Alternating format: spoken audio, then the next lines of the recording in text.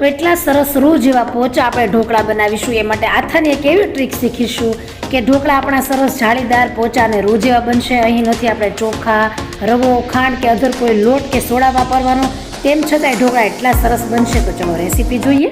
કેમ છો બધા? હું છું નિરાલી દુધાળ, ટ્રેઝરફૂડના કિચનમાં તમારું સ્વાગત કરું છું. તો સૌ પ્રથમ આપણે વાત કરી કે ચોખા રવો નથી લેવાનો. તો અહીં મેં 1/4 કપ જેટલી અડદની દાળ, અડધો કપ ચણાની દાળ અને અડધો કપ મગની દાળ લીધી છે. આ ત્રણેય દાળ લીધી છે. દાળથી જ આપણે ઢોકળા બનાવીશું. અને આ ત્રણેય દાળને આપણે પહેલાં તો ધોઈ લેવી ખૂબ જરૂરી છે. એટલે એક આપણે બાઉલ લેવાનું છે અને તેમાં મેં ત્રણેય દાળને એડ કરી છે.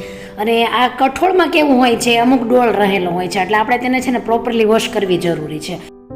તો ઢોકળા ઘણી રીતે બનતા હોય છે. તમે તેને રવામાંથી, બેસનમાંથી, ચોખા કે દાળમાંથી બનાવી શકો.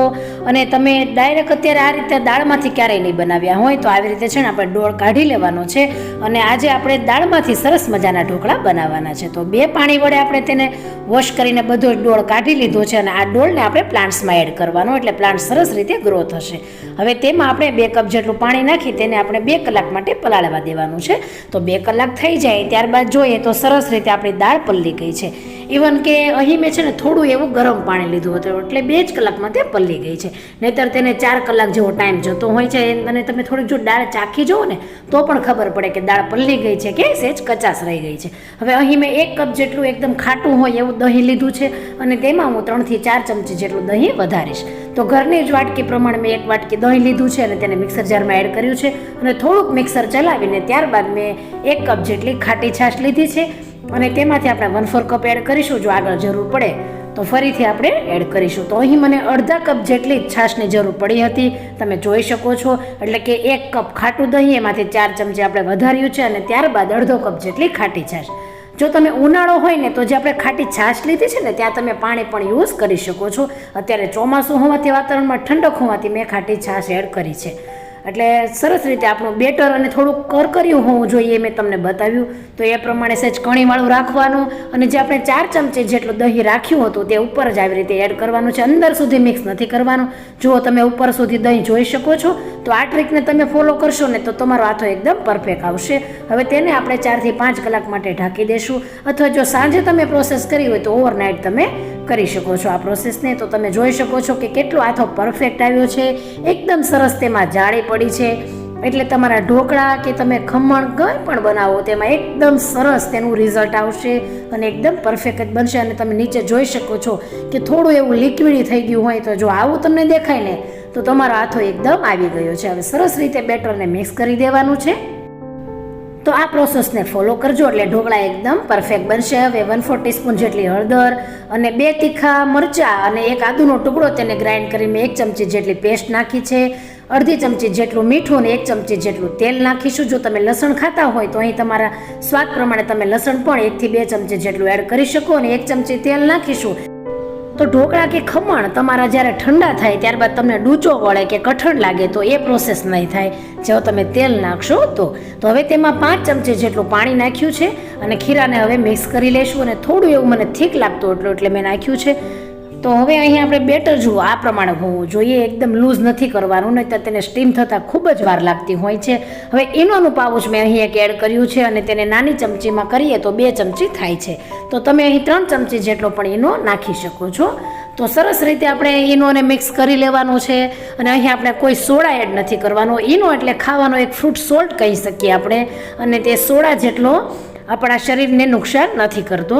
તો હવે એક સ્ટીમર પ્લેટ લેવાની છે. અહીં મેં એલ્યુમિનિયમની પ્લેટ લીધી છે. તેમાં ઢોકળાનું રિઝલ્ટ વધારે સરસ આવે છે. હવે તેમાં આપણે 2 ચમચી જેટલું તેલ નાખીને ગ્રીસ કર્યું છે. અને જે આપણે બેટર રેડી કર્યું છે ઢોકળાનું તે એમાં એડ કરીને સહેજ આપણે લેવલ કરી તેને 2 થી 3 જ વાર હળવે હાથે ટેપ કરીશું. એકદમ ટેપ નથી કરવાનું. હવે ઉપરથી લાલ મરચું પાવડર સ્પ્રિંકલ કરીશું. જો તમે લાલ મરચાંની ચટણી કરતા હોય અને એ પણ તમારે ઉપરથી એડ કરવી હોય તો કરી શકો. 2 ચમચી જેટલા સફેદ તલ એડ કરીશું જે ખાવામાં ખૂબ સરસ લાગે છે. હવે આ પ્લેટને આપણે મેં અહીં એક મોટું તપેલું લીધું છે અને તેની અંદર જ આપણે સ્ટીમ કરીશું. તો અહીં 12 મિનિટ માટે હું સ્ટીમ કરી રહી છું. અને પરફેક્ટ 12 મિનિટ થાય એટલે સ્ટીમ થઈ જાય છે. અને જુઓ મેં જે ઉપર ઢાંકવાનું વાસણ છે ને તેને કોટનના કપડાથી લપેટી લીધું છે. એટલે તેમાં કંઈ પણ આપણે એર ઉપરના ભાગમાં થાય તો અંદર જશે નહીં. તો આ રીતે કરવું ખૂબ જરૂરી છે એટલે ઢોકળા એકદમ તમારા પરફેક્ટ અને એકદમ તેની સરફેસ એટલી સરસ ક્લીન આવશે. તમે જોઈ શકો છો કે હાથે સેજ પણ ચીપકતું નથી અને એકદમ 12 મિનિટ થતાં ઢોકળા ચડી ગયા છે અને તેને 10 મિનિટ આપણે ઠંડા કરી લીધા છે અને ત્યારબાદ જ આપણે ઢોકળાના કટ કરવાના, એ વાતનું પણ ધ્યાન રાખવાનું. તો એકદમ સરસ રીતે ઢોકળા આસાનીથી ડિમોલ્ડ થઈ જશે અને તેની તમે પાછળ જાળી જોઈ શકો છો. એકદમ પરફેક્ટ તેની હાઈટ આવી છે અને હવે આપણે તેને કટ કરવાના છે અને કટ કરવા સમયે જ આપણને ખ્યાલ આવી જાય છે કે જુઓ તે કેટલા સ્પોન્જી થયા છે અને એકદમ હળવા લાગશે કટ કરવા સમયે. તો સમજી લેવાનું કે ઢોકળા એકદમ પરફેક્ટ બન્યા છે અને તેની જાળી અને તેની સ્પોન્જનેસ કેવી છે એ પણ તમને ચેક કરાવવું કે તેને આપણે પ્રેસ કરીએ ને તો એની એ જ પાછી પરિસ્થિતિમાં આવી જતા હોય તો સમજી લેવાનું કે ઢોકળા એકદમ પરફેક્ટ બન્યા છે. હવે તેને આપણે વઘાર કરીશું. તો અહીં મેં એક વઘારિયા પેનની અંદર 3 મોટા ટેબલ સ્પૂન શીંગ તેલ લીધું છે. તેલ ગરમ થાય એટલે 1 ચમચી રાઈ તતડાવીશું. ત્યારબાદ 1 મરચાંની મેં ગોળ રીંગ કરી છે તો તેને પણ આપણે એમાં એડ કરીશું. થોડીક એવી સતળાય એટલે તરત જ લીમડાના પાન અને અડધી ચમચી જેટલી હિંગ નાખીશું અને આ બધો જ વઘાર આપણે ઢોકળા ઉપર એડ કરવાનો છે. જો તમે ઈચ્છો અને તમને હિંગ વધારે ગમતી હોય તો 3/4 ટીસ્પૂન જેટલી પણ લઈ શકો છો. હવે આપણે ઢોકળા સાથે ખાવાની ચટણી કરીએ તો મિક્સર જારમાં 20 ગ્રામ જેટલા લીલા ધાણા, 4 તીખા મરચાં, 4 થી 5 આદુની સ્લાઇસ, અડધા લીંબુનો રસ એડ કરી દેવાનો છે. અને તમે ઢોકળા બનાવો ને ત્યારે સાઈડના નાના નાના ઢોકળા જો આવા નીકળ્યા હોય તેને આપણે ચટણીમાં યુઝ કરી નાખવાના છે.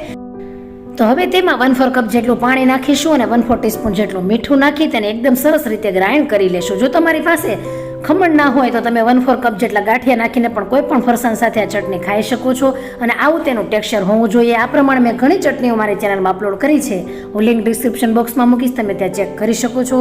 અને આ ઢોકળા ચટણી સાથે તો એટલા ટેસ્ટી લાગે છે. તો ફ્રેન્ડ્સ એકદમ સ્પોન્જી, જાળીદાર, ચોખા વગર, રવા વગર, કોઈ પણ લોટ વગર અને ઓનલી દાળમાંથી જ એકદમ પ્રોટીનથી ભરપૂર એવા આ ઢોકળા જો તમને ગમ્યા હોય અને હાથો બનાવવાની એકદમ પરફેક્ટ રીત કે જેનાથી તમારા ઢોકળા એકદમ જાળીદાર અને પરફેક્ટ જ બને. તો આ રેસીપી ફ્રેન્ડ્સ તમને જો ગમી હોય તો વધુમાં વધુ શેર કરો, લાઇક અને કમેન્ટ આપો અને ફરીથી મળીશું આવી જ એક નવી ઉપયોગી રેસીપી સાથે. ત્યાં સુધી આવજો.